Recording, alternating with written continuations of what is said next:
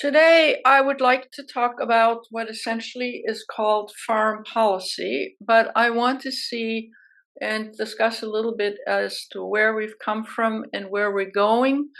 I realize that for most Americans, foreign policy is low on the agenda of issues they're concerned about. In fact, a new list came out today of the 5 top things Americans are concerned about. And there is not, foreign policy does not feature amongst those 5, although I think the 4th or 5th might be climate change, which I suppose might include foreign policy. So that's a long story for the United States and for us. And, historically, it makes some sense. We're kind of a subcontinent. We're far removed from other countries, and we're a big country. And, if you're sitting in the middle of Iowa, you have all kinds of concerns, but your concerns about many parts of the world, unless it affects the crop you're growing and trade, might not be very high. And this next point I want to make about that is because most Americans don't highlight foreign policy issues as important to them, except, let's say, during warfare when there's, you have to go to military, Vietnam War, things like that. But basically, we don't pay very much attention. And we also don't know very much about it. Let me share one sort of small item with you. When I used to teach international politics to upper division students, I would give them a 10-question quiz at the beginning, the very first meeting. And I would say things like, name one country that is adjacent to, or that shares a border with, I don't know, Vietnam or with Venezuela or something like that. Or I would say, who's the president of Mexico?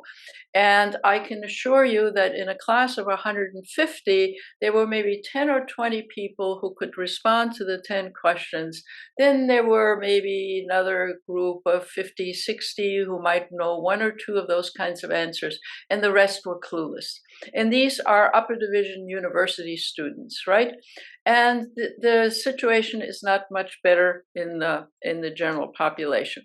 So let's take for granted that most Americans don't care a lot about international affairs, and then look at those that do care about them, and the professionals. And here I don't want to go through a long litany, except again as a prologue to say, when Kennedy came into power in 1960, he was totally alarmed with the fact that you now had decolonization happening everywhere, many new countries in the world. No one in the State Department spoke any of those languages. And a congressional act was actually passed to help graduate students learn things like Arabic and Chinese and other important languages, because there was just no competence in the State Department other than with basically some European languages. Now, let us reel forward to the proximate time. I think it's fair to say, without sounding too prejudiced, that U.S. foreign policy was a disaster under Trump administration, generally speaking. We alienated our European allies, fellow democracies. Trump supported authoritarian leaders, whether it was Putin or whether it was Orban in Hungary and others. We nixed the idea of the trade pact with the Asian countries, which was, I will point out later on, it was a huge mistake. And we tried to get out of, or threatened to get out of, most of the multilateral organizations which we had been part of, NATO and so forth, because we are the United States. We don't have to share or join or be handicapped by other countries or our commitment in regional organizations. So we flailed about. And then Trump sort of made unilateral arrangements, or at least meetings with leaders, be it Putin, be it the North Koreans, be it anybody else. He would have meetings Often you might remember the pictures of Trump sitting by himself with Putin without any advisors around, because he didn't need advisors. He was just, he liked Putin and so forth. Now, let me not exaggerate Trump in this regard, because, President Bush, who had a good Secretary of State most of the time and who had a much more sophisticated and in policy, foreign policy in the U.S. American interest, still, make comments like, I looked into his eyes of a foreign leader and I, saw a good man or something of that sort. This is not how international diplomacy ought to be carried out, and certainly not by a major power. I have talked about in the past of the end of the Cold War. It was, America's decade or slightly more of being the leader hegemon in the world. It seemed to us that everything was now okay. We could pretty much do anything we wanted to do. We sometimes had intelligent foreign policy, sometimes we didn't. Americans could stop worrying about much of the rest of the world, if they ever did worry about it. And so we sailed into 9/11. That was still under President Bush, which led us then subsequently under Bush and continuation under Trump to the wars in Iraq and in Afghanistan. And clearly, now even in not too distant retrospect, whatever we did or didn't do there, or accomplished or didn't accomplish, we left, and the countries are in a considerable mess, right? Afghanistan is a disaster area, and Iraq is still in a political mess, which I won't bore you with the details now, but it's pretty horrible. So where we have stepped in to safeguard the world from jihadists, to safeguard the country, to revenge over 9/11, have by and large not played out in America's interests, then made, as I said, much worse in the Trump administration. One of the legacies of the Trump administration, I want to get us to the present, was that pretty much the State Department at the end of the Trump administration was a hollow place.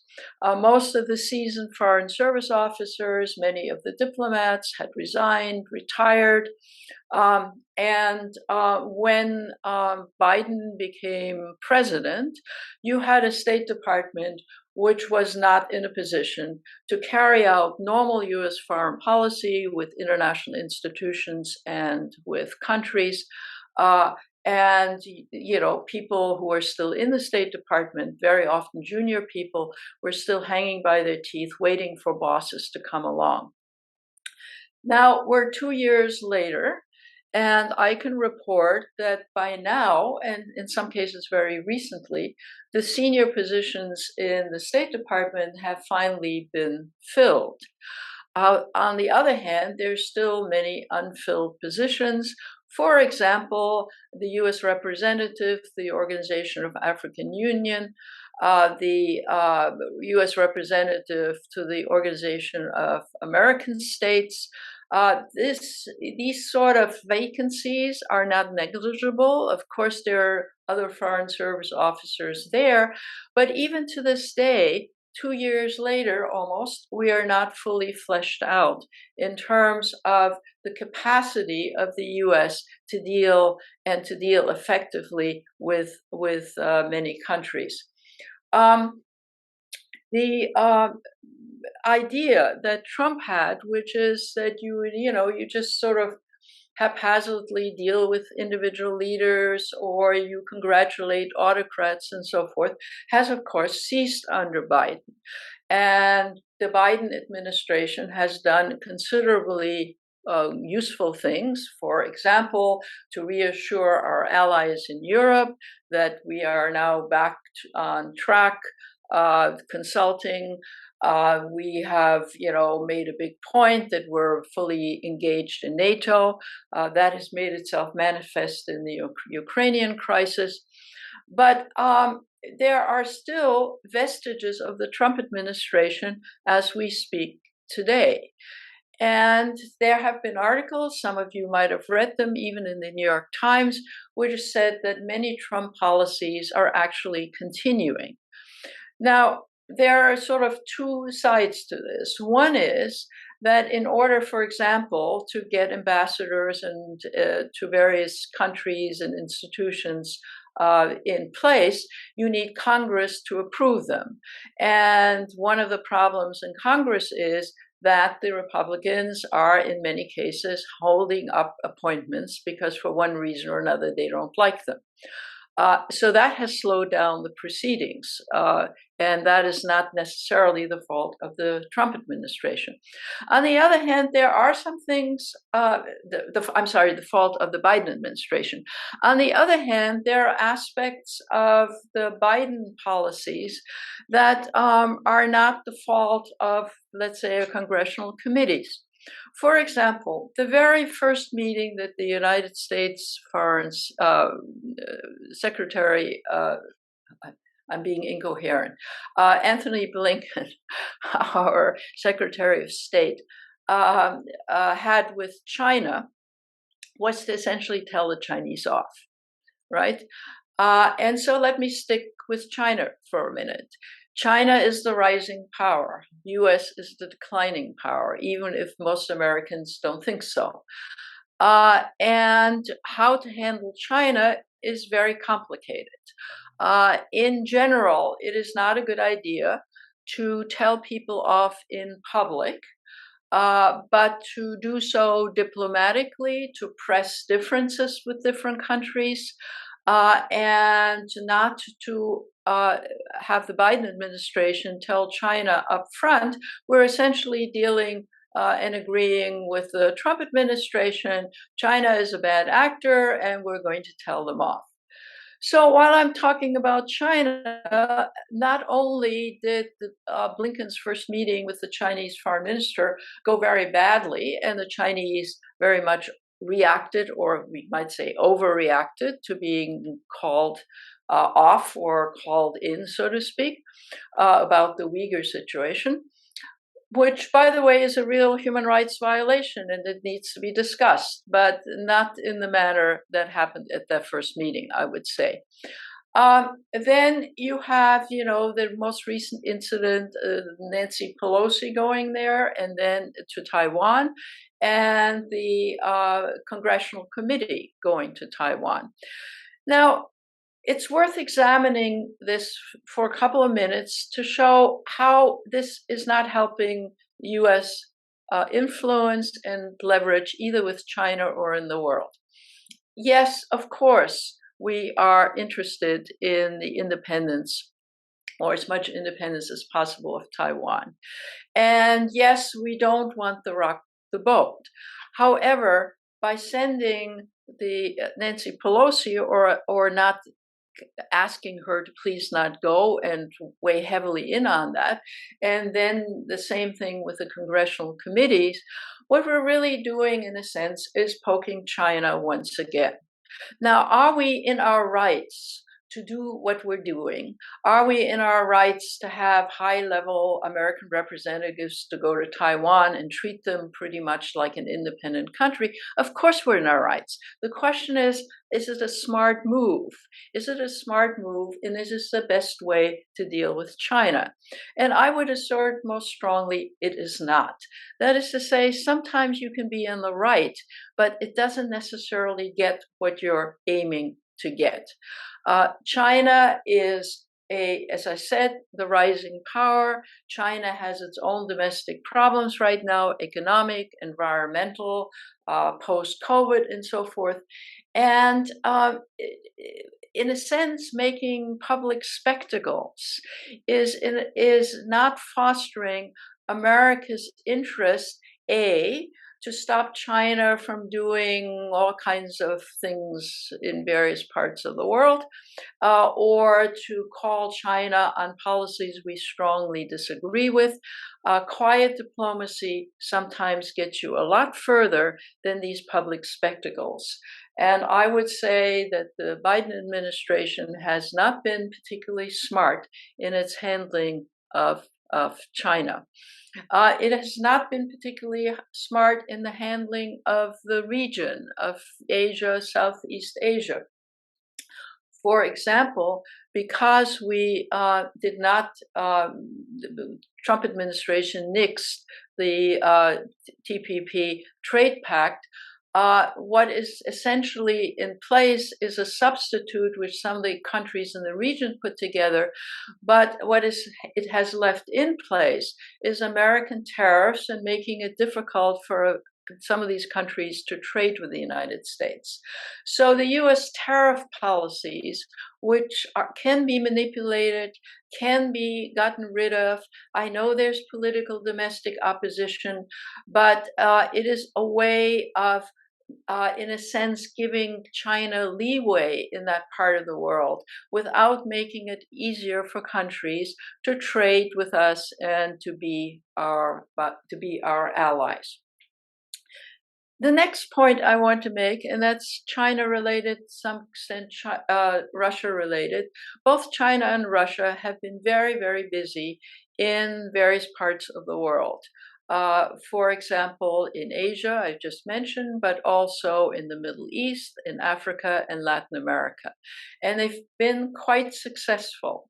Quite successful in terms of their own interests, that is, say, access to raw materials, alliances, and so forth. And during the Trump administration, the U.S. did almost nothing to counter the finding friends and influencing people in those parts of the world. But the Biden administration comes in and makes friendly noises, but in point of fact, hasn't done very much of anything. And let me illustrate this. So one of the battlegrounds for friends and allies has been Africa, let's say.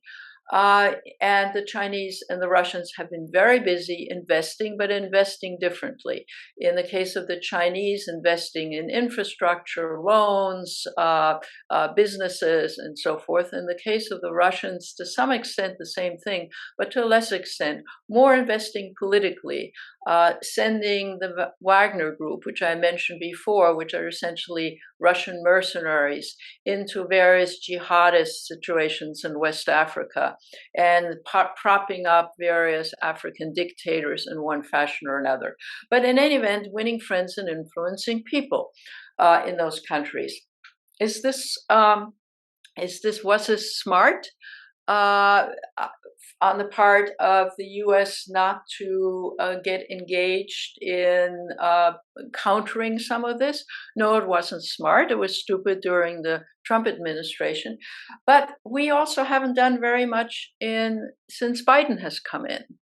And so, in point of fact, even in the last year and a half, the Chinese and the Russians have made much progress in Africa, in Latin America, in terms of winning friends and influencing people and making those countries somewhat dependent on them. Now, is there any evidence rather than my assertion of that?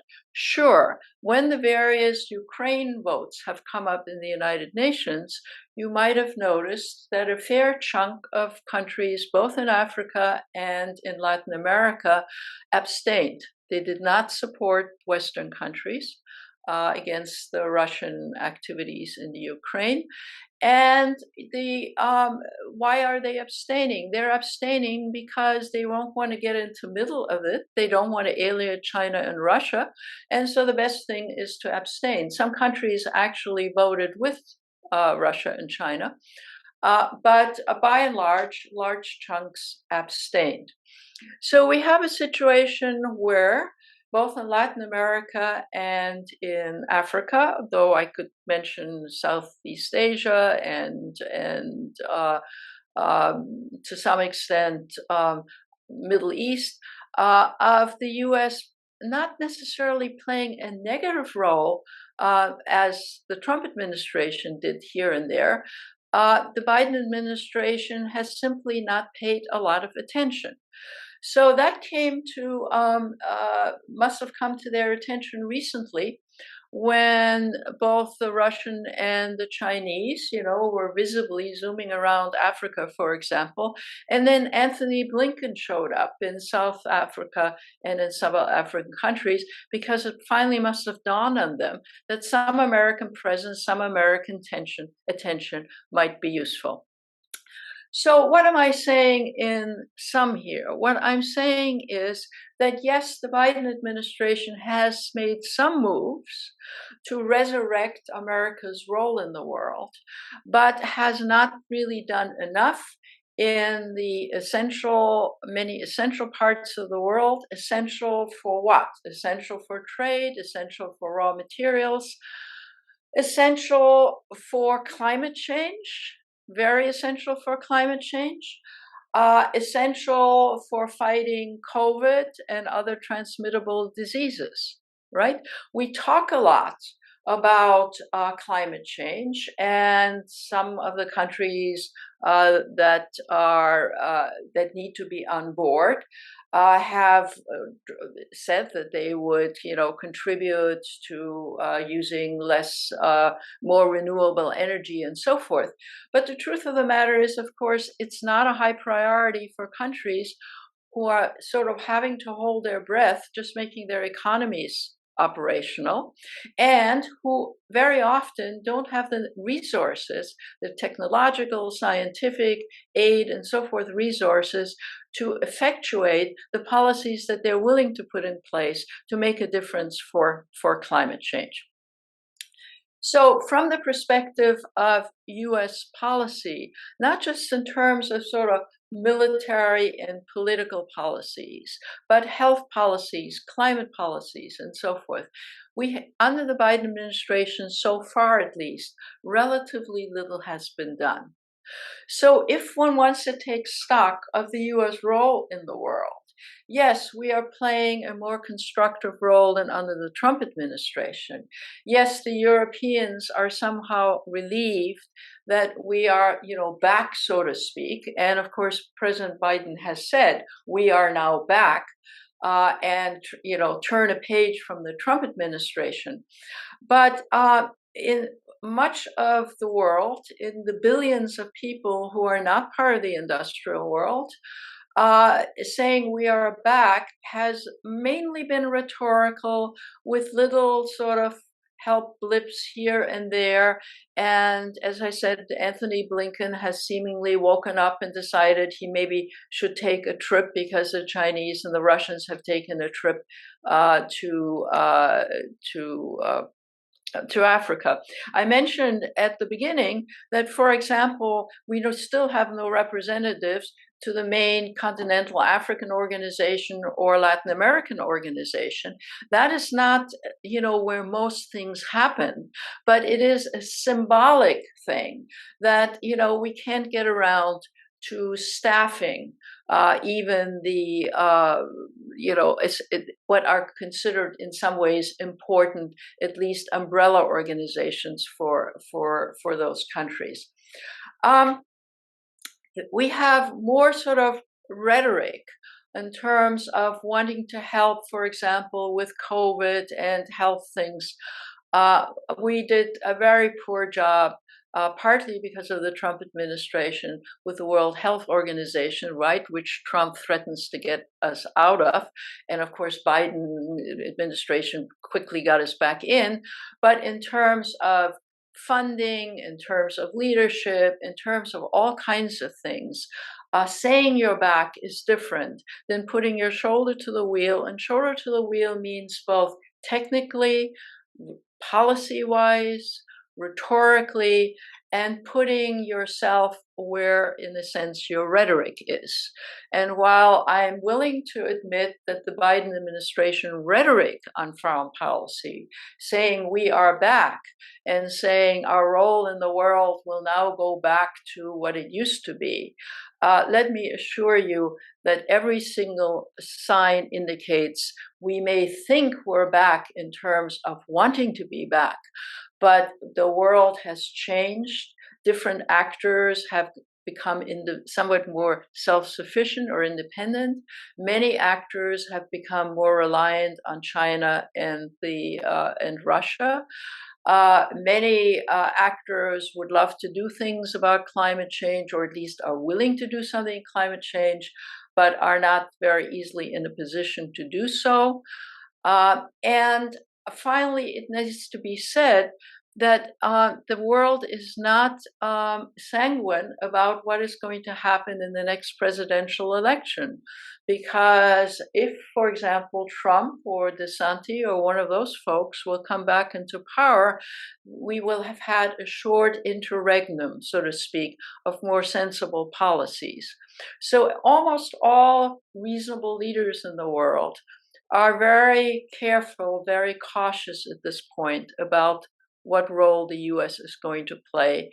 And I would say that while it is very helpful that the US is now back on track with its alliances in Western democracies, we are far from back on track in terms of much of the so-called late developing third world. There are reactions to the global economic situations in almost all countries. And the reactions, as you probably have noticed from the news, are that populists on the right and the left are getting elected, and all kinds of undesirable extremist policies of one kind or another may be forthcoming in those countries. So the international system has changed during the last few years, and part of it has to do with the bad economics of many countries, the instability, and so forth. None of this necessarily is the U.S. fault, but the U.S. has not had its eye on the situations as they have unraveled in those countries. Now, the U.S. is going to have to work, for example, in Latin America with an increasing number of populist leaders. And the fact that the U.S. politics is in such a mess, and not just the U.S., I mean, even, for example, English politics, United Kingdom politics right now is in a mess, is making many countries and many leaders who would like to reform and like to make sensible reforms very leery and very non-trusting, so to speak, as to what the next few years is going to portend. So where are we? We are in a very messy world right now. We are in very domestic, messy politics right now still. We are in a world which, if it doesn't act expeditiously on climate change, we will be in dire straits. What we need is real leadership. And the leadership is going to have to come not just from the United States, but from other actors, including the Chinese. And as much as we may disagree with the Chinese about all sorts of things, and we may want to criticize and we may want to put pressure on them in one way or another, the truth of the matter is we're going to have to deal with the Chinese, just as during the Cold War, we had to deal with the Russians. And we have to deal with other undesirable regimes. That does not mean we compromise our ideals or our goals. It is just that what is called realpolitik means that you can't aspire to being a major actor like the United States and sit around judging countries on all kinds of bad policies, which of course you can do, but you need to do this diplomatically, and you need to recognize that you have to often deal with undesirable actors in a diplomatic and quiet diplomacy, kind of climate diplomacy fashion. This is often very difficult because you, especially in human rights violations, you want to, scream and say so-and-so are having serious human rights violation. But, the Chinese have serious human rights violations, but so do the country of Myanmar. It is a nightmare there. And we say very little about that. Actually, quite aside from quiet diplomacy with those countries and trying to exercise some leverage, what we need to do, of course, is strengthen and work through the international mechanism still. And there again, under the Biden administration, we are indeed back, but those institutions need to be strengthened and helped and need to be a partner in bilateral circumstance. So my report is not a positive one. The situation in the world is not very good, but it doesn't help. On the one hand, digging one's head into the sand, nor does it help to scream and holler. What is necessary is sophisticated, quiet, forceful diplomacy, and to avoid errors. For example, like allowing, I don't know, she can go, I guess, if she wants, but not stopping a kind of poke in the eye by having Nancy Pelosi go to Taiwan and a congressional delegation at the very time in which this allows the Chinese to exert themselves and possibly create a new crisis. Thank you very much for listening. Talk to you again in a couple of weeks. Bye.